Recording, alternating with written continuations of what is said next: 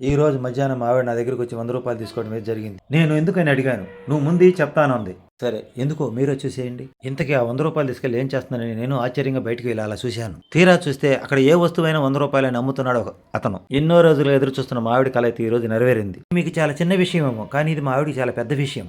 ఎందుకంటే ఎన్నో రోజులుగా మా ఇంట్లో ఇప్పిన బట్టలు వేయడానికి ఒక టబ్బు లేక అల్లాడుతున్నాను. ఇంట్లో ఒక టబ్బు ఉంది. ఈ టబ్బు అయితే మంచం గదికి చక్కగా జరపడింది. మీరు అనుకోవచ్చు బట్టలు పెట్టడానికి నిలువు టబ్బు తీసుకోవచ్చు కదా అని. నిలువు టబ్బు పెట్టేంత ప్లేస్ మా ఇంట్లో లేదు. మిడిల్ క్లాస్ వాళ్ళ జీవితాలంటే ఇలాగే ఉంటాయి.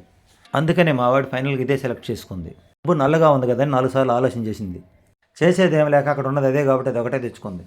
తీసుకున్న తర్వాత ఆ డబ్బు క్వాలిటీ ఎలా ఉందో అక్కడే చెక్ చేస్తుంది. నాకు భయం వేసింది మళ్ళీ ఎక్కడ పగలగొట్టిద్దో అని. తర్వాత ఆశగా పైకి చూసి సమోసా తెచ్చుకుంటా అంది.